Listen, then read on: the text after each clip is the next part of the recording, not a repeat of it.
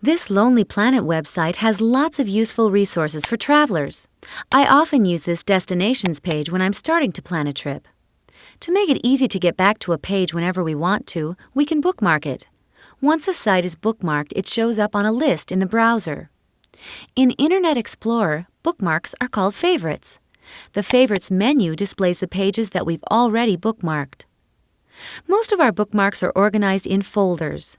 Some of these folders and bookmarks were already set up when we installed the browser, and since then we've added others. Notice the Links folder. I'll explain more about that in a minute.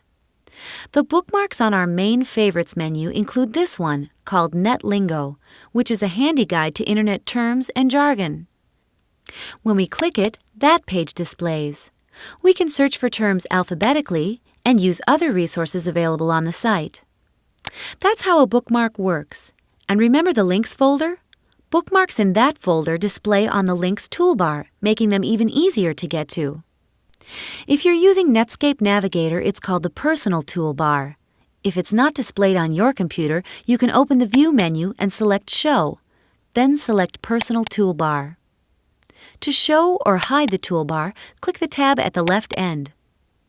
In some browsers, including Internet Explorer, we can move toolbars, dragging them where we want them to go. Let's go back to the Lonely Planet page. Now we'll bookmark it, adding it to the Favorites list. We open the Favorites menu and select Add to Favorites. In the dialog box, we can change the name of the bookmark if we want to. We'll leave this one as is. Here's a tip though. You may want to remove words like the or welcome to from the beginnings of bookmark names so you can sort them alphabetically by the actual name. Next, we choose where to create the bookmark using this folder list. If it doesn't display on your computer, just click the Create In button. If we don't choose a folder, it's added to the main Favorites list. We could create a new folder if we wanted to, but we'll add this one to the Travel folder. Then we click OK.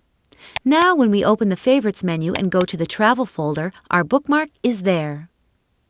Now we want to move this bookmark into a folder. It's a legal reference website, and since we'll probably bookmark more legal sites, we'll create a new folder. To organize our favorites, we select that from the menu and a dialog box opens. First, we'll create the new folder, so we click that button.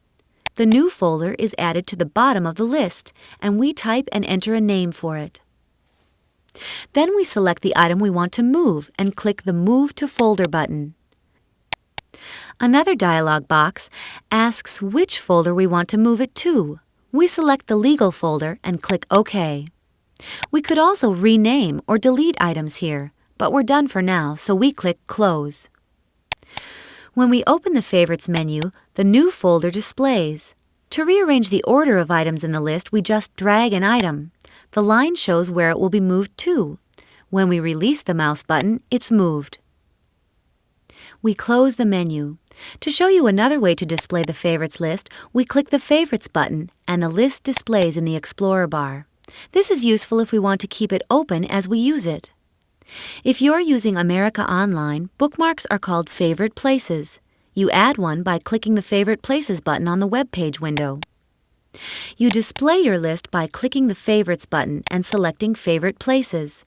Besides using the buttons on the bottom to work with your favorite places, you can organize items by dragging them.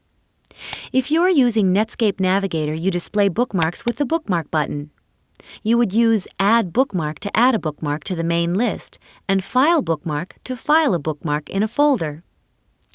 Selecting Edit Bookmarks opens the Bookmarks window in which you can edit and organize items. From here, you can add new bookmarks and folders using the File menu.